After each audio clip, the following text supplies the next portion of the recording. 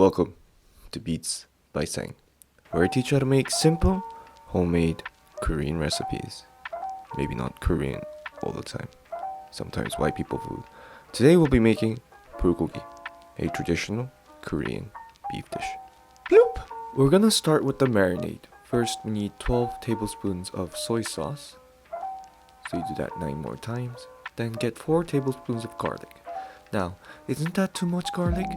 There is no such thing as too much garlic. Then we're gonna peel and slice one apple. Slice and peel, whichever order you prefer. And we're gonna blend the apples so we get out the blender that my previous tenant left me, Mr. Wellbeing Mixer. You can totally skip this step and just 2 times the amount of sugar. If you put whole chunks of apples into a tiny blender like I did, it doesn't blend. Bloop! Then we're gonna strain the applesauce so that we don't get any whole chunks into the marinade. Once again, if you're lazy like me, you can skip this part entirely and just add more sugar. Then we're gonna do 4 tablespoons of honey, 1 tablespoon, 2 tablespoons. That's not very accurate. You know, you work in the kitchen for a long time. Honey fact! You know that honey contains enzymes that can tenderize meat? This is completely factual because I learned it on Food Wars. Hi! Then we're gonna add 4 tablespoons of sugar, some pepper, then a little bit of sesame oil. I'm not gonna lie, I ran out. Don't be lazy like me, go buy some. Although, it does taste quite alright without sesame oil. And I'm not just saying that because I ran out. Then you mix it all up. There you go, you want that thick consistency. Yeah, you like that. We have here 1,400 grams of beef. Now that would make 4 to 5 servings. For our American friends, that's still 1,400 grams of beef. Please use the metric system. Now it's okay to make big portions because it keeps really well. You can either refrigerate it and cook it whenever you want to eat it, or cook it, then freeze it. Just make sure every single piece is coated.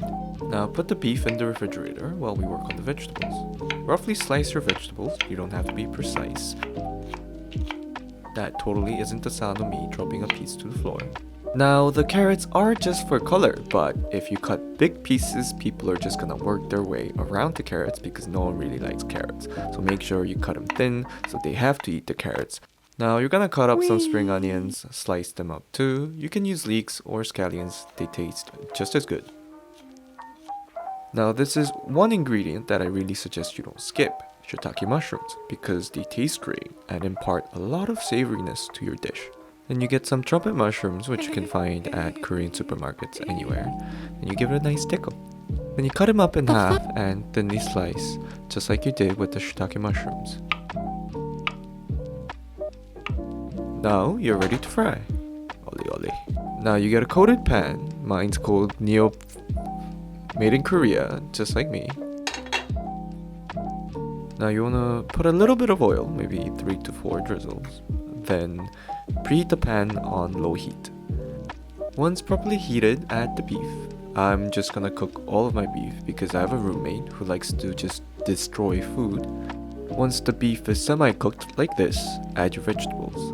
Now, you can mix your vegetables with your beef when you marinate it, but if you want extra nice color, add it later, just like I'm doing right now. Cook it on low heat, and don't worry, it's supposed to be a little watery, so you can mix it with your rice. Now once all the vegetables are cooked and the beef is nice and brown, it's ready to eat. Now I like to garnish it with a little thinly sliced spring onion and some sesame seeds. 잘 먹겠습니다. Now a lot of restaurants will serve it way sweeter, but I prefer it more savory than sweet. One thing I realized while working in the States is that people from the United States prefer savory foods to be just savory, while in Korea, Koreans expect sweetness from a lot of dishes.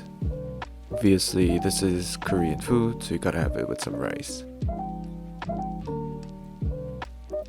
Mom, I'm sorry. I still don't know how to use chopsticks. Bloop!